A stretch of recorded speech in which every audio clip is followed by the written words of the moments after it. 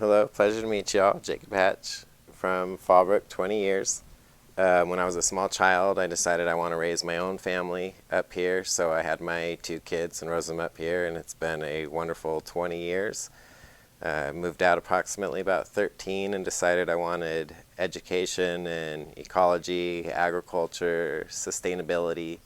So I moved out at a young age, nomadic, worked on ranches, went to school, got my degree, studied ecology, teaching, film, a lot of environmental science, and then after that went on to up my credentials to be able to apply these fun techniques and things I've learned, and went on to get my QAL B&F for Aquatic, which is the majority of my work, and land, as well as contractor license to be able to make the contracts.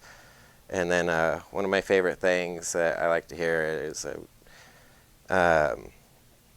when we complain about the government, if there's one thing I've learned working with city jobs, residential jobs, commercial jobs, is that we are the government, the very people that I go to work and see. And so the way that I can make a difference in policy change is, since my niche is so unique and there's hard to find I'd be considered an environmental contractor that focuses a lot on aquatic ecology. It enables me for the cities to put in such contracts, bioremediation, cleanup, replanting natives, and my ultimate goal in life is to put Earth on a weight gain program. Kind of a hard concept at first to think of, but so much happens just from light. Permaculture is the base of all my work, and it's a coin termed in the 70s by Bill Mollison, permanent agriculture. It's got room for every religion. Why fix what's not been broken? It's cultivation practices and techniques for thousands of years.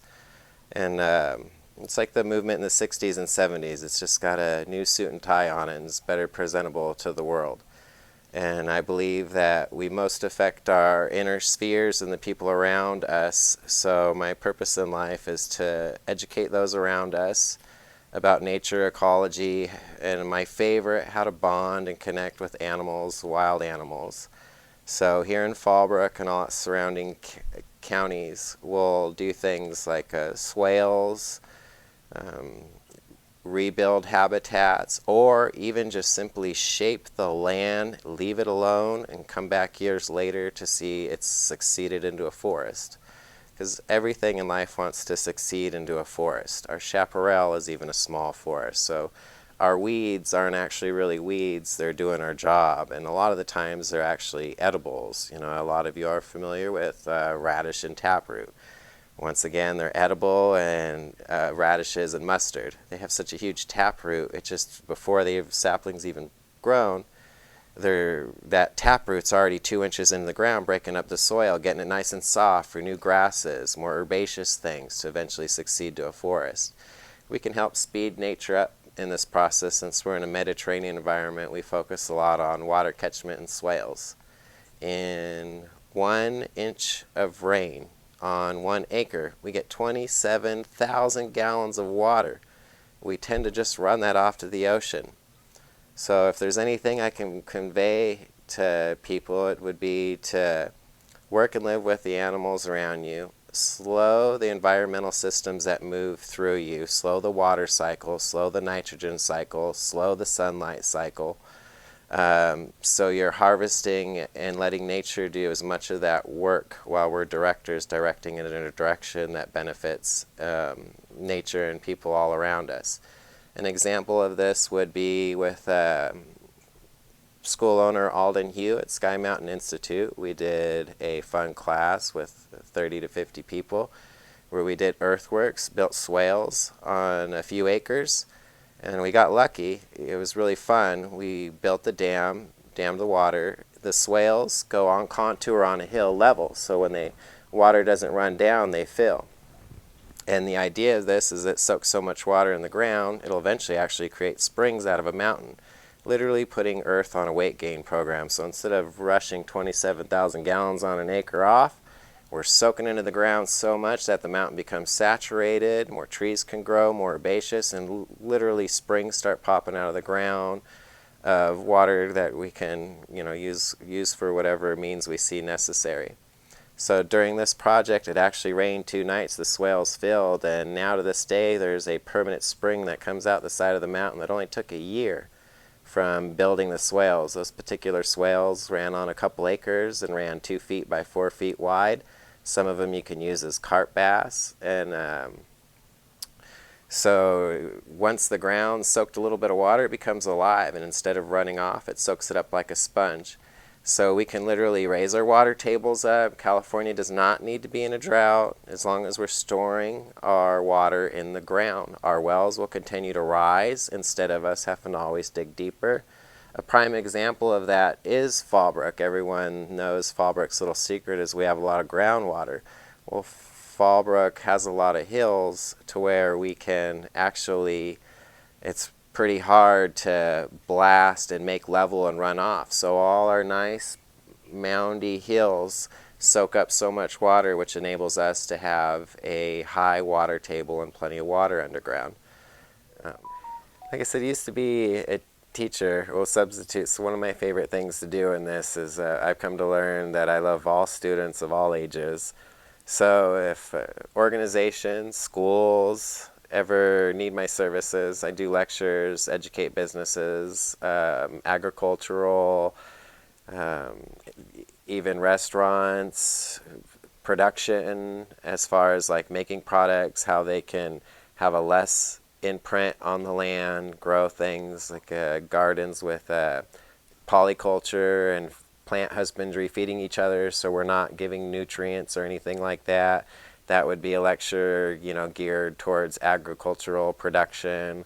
Or I'll use Mark Shepard's knowledge, which I've done work with him in the past. If you're into agriculture at all and own livestock, from the bottom of my heart, look up Mark Shepard and his sectional grazing. It's low imprint. You're actually producing nuts and grain at the same time. But yeah, if I kind of messed up there. No, you're fine. So But you can cut that. You can edit. So now say, please contact me at. Okay. Let's see. Let me get it all. One of my favorite things I've done since I was a child in early education and subbing is education, passing this knowledge on. So over the last 20 years, I found myself at institutions, schools specializing in agricultural, actual businesses, wedding venues, how to make less imprint. If you guys would like to utilize the consulting services, please feel free to reach out at me, Jacob Hatch like an egg, buck, at 760-877-3000, and I'm also easily found on the internet. If you just plug in my name, Jacob Hatch, I'll have a personal page and a business page. Through there you'll be able to contact and reach me in hopes of moving forward and lighting a fire underneath everybody's passion to help the world be more sustainable, put it on a weight gain program, have there be plentiful food for everybody, not using a lot of the toxins and poisons and herbicides that we use. Plants do all that for us, so through good design we can eliminate maintenance in the future.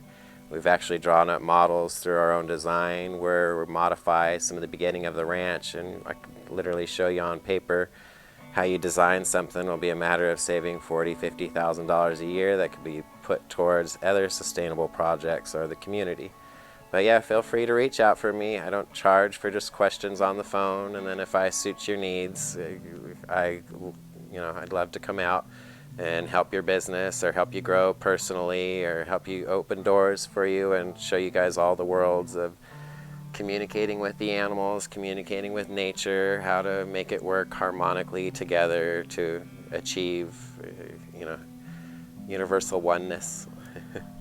Well, if I can convey to anybody, I would say it would be to share your love of the wild and knowledge. And as you learn how ecology works and how to relate and communicate with animals and nature around you and plants and how to let them do what they do, share what you know with each other. And when you share what you know with each other, I find it's very important to share why this tool or this method worked for this case, so you can take that tool and use it properly in different situations, as opposed to it working negatively against you, or even going as far as weaponizing something that is good in one situation for the environment but in another area might be detrimental.